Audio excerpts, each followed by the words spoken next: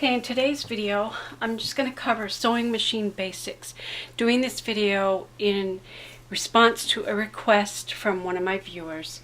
The machine that I'm using is actually an old machine made by Sears and Roebuck. It's a Kenmore, and I have had to order parts online. It's always good to know if you need to order parts, you need to know the model number.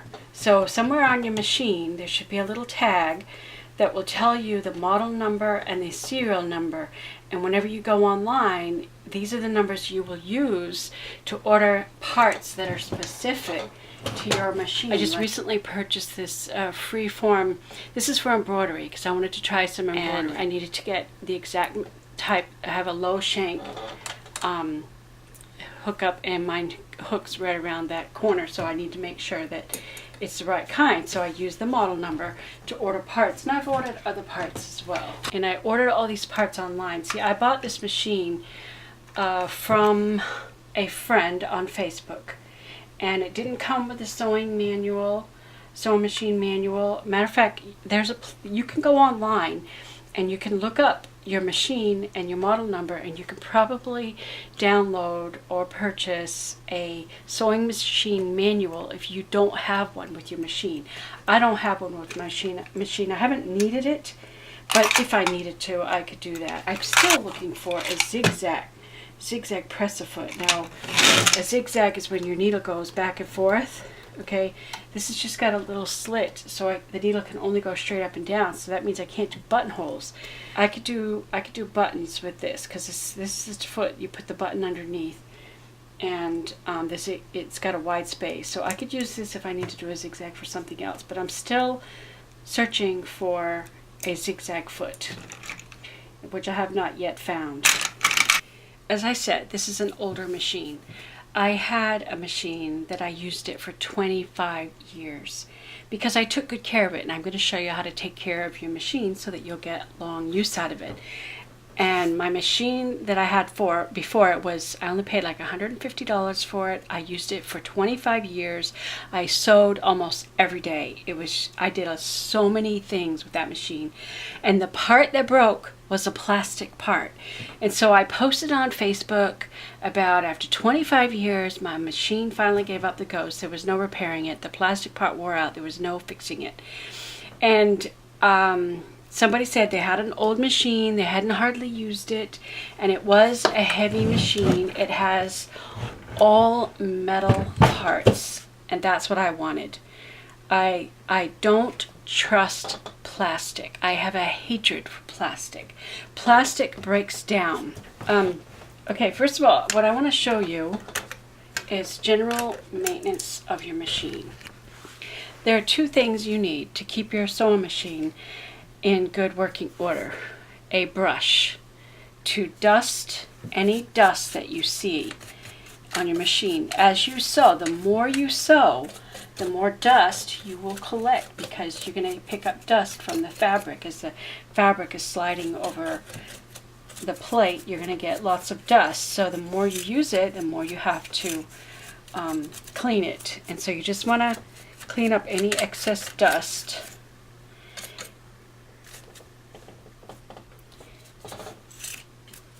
Now the place where it gets the most dust is going to be right there, right underneath. So we need a little screwdriver. Usually the sewing machine screwdrivers are short and they're wide. I'm going to take everything off here because I just want to make this easier. I'm just going to take off the presser foot. I'm also going to take the needle out. Got everything in here tight. Take the needle out. I have a magnetic thing right here. See? Well, I guess that's not metal. Okay, so I'm going to loosen up this plate, because right under here where the teeth feed, you're going to get a lot of dust falling down there. And if you don't clean it out, your machine will start to act up. Now, you get to know your machine. The more you use it, the more familiar you are with how it sounds. After a while, you start to notice that it starts making some strange sounds. And when it starts to sound a little bit abnormal, it probably means it needs to be dusted. Probably needs to be cleaned. If it's not running smooth, it's a very good chance it could have some dust clogging up in places. So it's important to be able to. Now, some people, they think they have to take the machine to somebody, some company, and have it maintenanced. No, that is totally not necessary. It is so easy to keep your machine in good order. So I've taken off the presser foot, and right down in here is where you're going to get lots of dust from sewing. So this is one area that you want to clean, and I always like to move things around so I see things moving to see, because sometimes there's some little dust that might collect, and just clean that out. And then we'll just put it all back together again. See, was that hard? No, that was super easy. Okay, we have it all dusted. I just want to put this back on. Press the foot back on.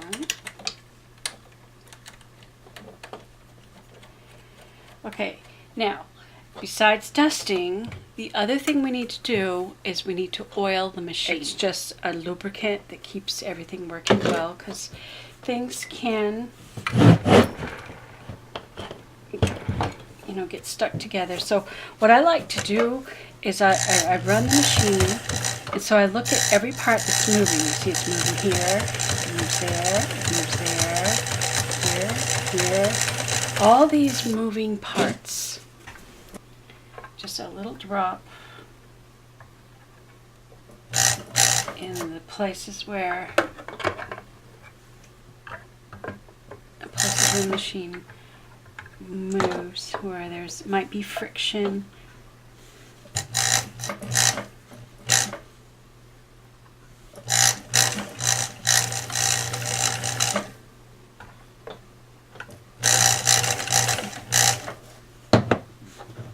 I'm not going to put oil in there because I don't want oil in my thread, but under here I could. Under there.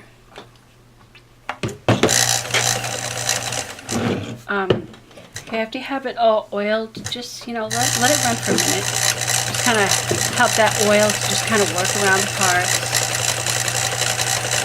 Alright, now that's all you have to do to keep your machine in good working order. And if you do that, you will have a machine that will last you many, many years, and you'll get lots of use out of it.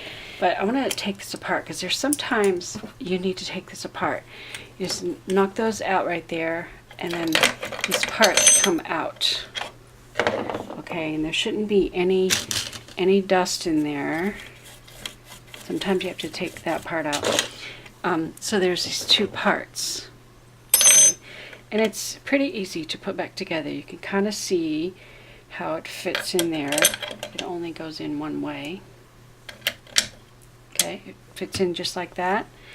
And this little notch is on the top. You see these two little, that's where that, just got a little hole, fits on there. Okay, just in case you need to take that apart, that's pretty easy to do. Okay, so this is where our bobbin's going to go.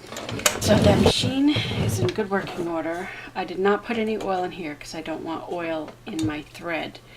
And you might want to do run a piece of scrap through it just to make sure if there's any oil going to come out. Hopefully you shouldn't have any oil here or there. That spool that had different colors on it, well, it had 3 different colors. So I unloaded it onto some old spools. These are not those size bobbins. You can see that they're shorter.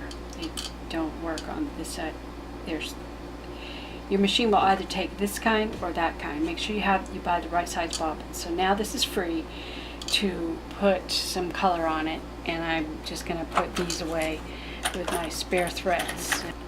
And if I do buy more, I'll probably have to get me another case, because I really like having, I don't like a case like this where they could tangle up. But a case like this is great because it has these little, you know, you can see the shape. It just fits, and so you don't have to worry about them getting all tangled. It's nice to have a case like that to keep your threads. I usually keep several colors of threads around, and I try to keep it stocked in the basic colors that I would use if ever I do a new project that has a color that I don't have, then I'll just go buy another spool of thread. So now we are going to fill our bobbin, and I have a sewing project that I want to do. I want to make some curtains, and it's going to be in this color, and I didn't have any of that color. Usually you'll find the end of it up underneath the plastic. Just you can either take it off or just lift it up and pull that thread out. Sometimes it doesn't come out too easy. Okay, point out a little problem that sometimes happens. Remember that little split where the thread was caught from the beginning? Sometimes that becomes a problem because your thread will catch in it while you're sewing, and then you wind up, you're wondering, why is my thread breaking? And sometimes it's because of that. So for that reason, I like to put that little split on top. Only problem is that means my thread's going to be coming off counterclockwise, which might cause this little thing to get loose, which is a bit of a pain. Now these things, it comes out, and sometimes I'll be sewing, and it depends on however I put my thread on, and sometimes it'll loosen these things up, which that's going that way. So it might be better to have it coming this way, so it goes clockwise. That way it's not going to loosen it. It's hold on, I want to tighten it because it's loose. We'll put it so that the thread comes off on a clockwise manner. So we bring our thread around this side of that little disc, and we want our thread to cross right here. So it's going to cross over each other, and that's going to help to evenly thread. Okay, to get our thread in the bobbin, there's little holes. See the holes? We want to put our thread through one of those holes and just kind of hold on to that loose end. You'll see a little notch on the bottom. See this little thing right here that sticks out of the shaft? That's where that little notch is going to go. And you want to hold on to your thread, and we push this in. Some machines you just pull the bobbin forward. This machine we push it in like that. And so we just hold on to it, and it'll get started. We just step on the presser foot, and it will thread it automatically. While you're threading it, you'll see that this goes up and down. Right now I don't have a needle in it. You could take the needle out, but it's okay if you leave a needle in. Sometimes what I do, I will loosen this up. Just loosen it so that the needle doesn't go up and down when I'm threading the machine.